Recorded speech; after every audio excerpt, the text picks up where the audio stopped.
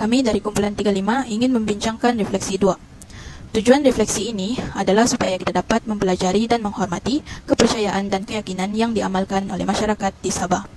Memahami dan mempelajari kepercayaan dan kosmologi dalam kalangan masyarakat di Sabah adalah penting agar kita dapat mengelakkan salah faham seperti menganggap kepercayaan yang diamalkan oleh masyarakat di Sabah adalah mitos semata-mata. Melalui perbincangan, kami berpengalaman mempelajari kepelbagaian kepercayaan dan kosmologi masyarakat di Sabah. Sebagai contoh, kadazan dusun, murut, bajau dan rungus. Kami memahami bagaimana kepercayaan tradisi, ritual dan hubungan dengan alam membentuk cara hidup mereka.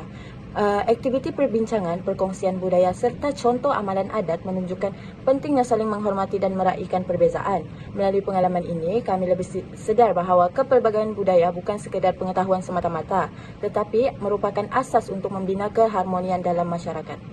Antara pelajaran baharu yang kami pelajari iaitu adat sogit. Sogit di sini daripada bahasa kadazan dusun iaitu osogit atau atamis yang membawa maksud sejuk. Nama ini sangat sesuai dengan fungsinya iaitu bertujuan untuk menyejukkan sesuatu keadaan yang telah terjejas disebabkan oleh pelanggaran ataupun kesalahan yang dilakukan oleh masyarakat dusun. Contoh kesalahan iaitu apabila orang tersebut datang ke pengebumian tanpa dijemput perlu membayar sogit. Pembayaran sogit boleh dilakukan dalam bentuk ternakan ataupun binatang ataupun tanaman. Jika dosa seseorang itu kecil boleh dibayar dengan ayam, jika besar boleh dibayar sogit dengan kerbau. Perspektif kami berubah daripada pandangan awal yang kurang baik kepada sudut pandangan yang lebih baik dan terbuka terhadap sesebuah amalan yang sebelum ini dianggap sekadar mitos semata-mata. Perubahan ini turut membawa kepada kesadaran diri dalam diri kami agar tidak memberi anggapan pertama yang kurang baik terhadap sesebuah amalan. Sebaliknya, menilailah dengan fahaman yang lebih menyeluruh dan tujuannya, agar kita dapat memberi perspektif yang lebih baik terhadap amalan yang diamalkan. Antara cabaran untuk memahami kepercayaan dan kosmologi masyarakat Sabah ialah kurangnya pendedahan dan pengetahuan individu tentang setiap amalan yang dilakukan itu.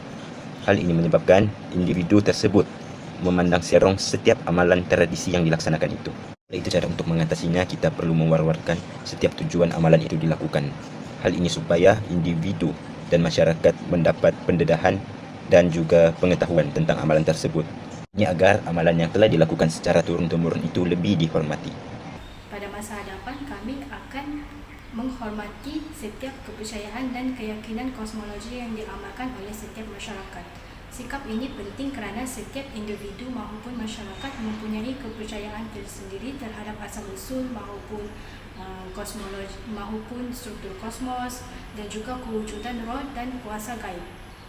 Oleh itu dengan memahami